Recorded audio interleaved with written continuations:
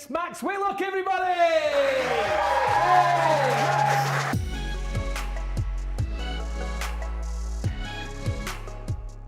This is OMGB on the sofa from Tokyo. I'm Justin Morehouse. And like today's guest, I've concentrated on just the one discipline for Tokyo 2020, eating crisps on the sofa. Please welcome the only man to defend the pommel horse in 30 years. And it's Max Whitlock, everybody! Hey, Max! Take a seat, Max. Thank you. Before we go any further, let's do the obvious. Something that periodically we say to you, show us your medal. Yeah. What colour is it? I've not watched it yet. I've watched it. It's gold. Okay. Look at that. The build-up to these Olympic Games have been so different from every other Olympics or every other meet, because you're coming into this as a champion, red-hot favourite, everything else, on top of a pandemic. But you've done it, mate. How are you feeling? It feels crazy. Like, this one feels just mental. I think, like you said, it's been a challenging time for everybody, and as athletes, I think every athlete would agree that your preparation hasn't been perfect. You know, a year out from Olympics, it was not ideal to be in your garden on a pommel horse and just kind of doing what you can to keep ticking over. So I think it feels even more rewarding actually winning with that basis of everything that was going on, building up. I'm getting older. I'm 28 years old now. Yeah, you are getting years, isn't he? Getting really old. Yeah, but there was so much pressure, and I think like you said, as in the athletes that are the favourites going in, or if you won in Rio previously 5 years ago, the pressure is crazy going into another Olympics. Well, you famously, you never watch the other competitors, do you? No. Because you know what you're going to do yourself, you're going to watch it. But you had to this time because you're drawn first. How do they do the draw? Are you all there when they do the draw? No, Scott told me what the draw was. I think it's random, it's done in a list, and then it's basically... You're up first? Yeah, we got told we was up first, and I think, you know, usually, I'm not used to that. I usually go up a bit lower down the list, and we can kind of prepare 3 different routines, 3 different levels of difficulty, and Scott basically watches all the scores that come in from other gymnasts ahead of me. You'll be all right just doing this. That's basically what it is, and then we determine what routine we go for, because obviously increased difficulty increases risk, but this time we had no options. It was first up, all out. So you had to go all out. And what was the difficulty level you went for? Is it? So I went for a 7 start. So that's my highest routine that I've ever competed. Yeah. So the risk factor was high. So the risk reward and all that sort of thing, that's going. So you mentioned Scott there. Scott's your brother-in-law, isn't he? And your coach. Yep. And your mate. To be honest, like, I know Scott's sitting over there in the room, but I literally wouldn't be here without him. No. He's obviously been by my side this whole time. When you think about, I was training in my garden. I sometimes tuned in. Scott was on FaceTime watching the sessions, seeing how I was doing, just making sure I was ticking over. But it's been incredible. And Scott was, it's amazing to have Scott down on there on the pommel horse, literally running that routine with me every step of the way. Family is the number one thing to you, as we know.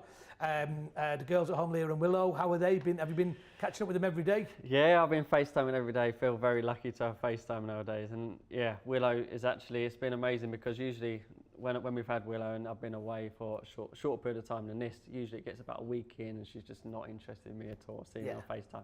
But she's actually been quite interested. She's actually missed me quite a lot. She's saying she wants me home. So it's been a long time. I've been away for a month now, which is a long time to be away for. Yeah. And I can't and is she aware of what you've done? Is she aware that you've won, do you think? I don't know. I don't know. Obviously not fully. Like, she's still young. She's only 2.5. But she watched it. She was there. She was with all the family. She saw everyone like cheering and going crazy. So she knows I was at gym. She goes gym once a week, and she absolutely loves it. Is she into it? Yeah, she loves it. Yeah. Absolutely loves it, which is really cool. Are you like tough on her? You didn't nail that, Willow. No. Are you putting max pressure on her? Come on, Willow. She'll have bringing Uncle Scott round. Yeah. Been following you on Instagram, and you seem to have had a little bit of a bromance with Mr. Fraser. Is that right? Yeah, I think we've got on really well. I think the whole team have got on well. It's been it's actually been a really nice team. So the different dynamic as well in this team is actually, I'm the only one out of the men's and women's who has been to a previous Olympic Games. Yeah. So, and what that brought to the whole experience for everyone was actually so much excitement. They were all making their debut. They were all becoming Olympians. Yeah. And that positivity. And you were like, I've done it. It's third time, mate. I'm not bothered. No, but I think it brought so much like energy and like positivity, which was wicked. And I think, like I said, just 4 men, 4 women. It's the first time where it's been really, really like one team, which has been really nice. And yeah, I think everyone's massively enjoyed it. And out in Rio, one of the challenges we did was flipping it, was the cards. Yep. And you undeniably were the champion of that. I saw you told me that you moved on from that now, have you? Yeah, well, it was just so funny that you've brought your cards and you've been practicing this in the village. I have. Yeah, and you got really good at it. I got okay. Yeah, I'm quite happy with it. We don't do that anymore, mate. We're not flipping cards anymore. Can you stack cups? I can give it a good shot. I can see the leaderboard there, which I've been eyeing up. All right, let's cup stack.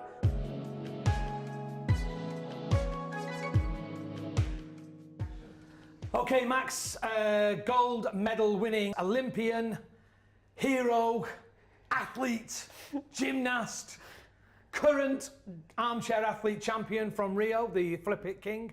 Yep. But can you stack cups? Let's find out. The time will start when you lift the first cup. Max Whitlock, God. cup stack. No pressure. Right. Your time.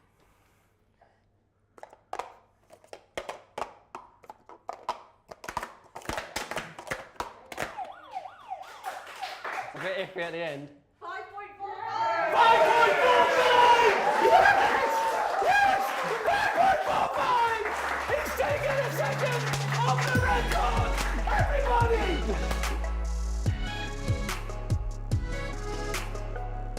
So Max, you came here really just with one medal in mind, the gold medal for the pommel. You got that. Not only that, you've smashed it in cup stacking. Leader on the board, 5.45. A brilliant friend of DFS, a remarkable athlete, an example to the youth of Britain. You're an amazing, amazing man. I think everybody agrees. Give it up for Max Whitlock, everybody. Thank you very much.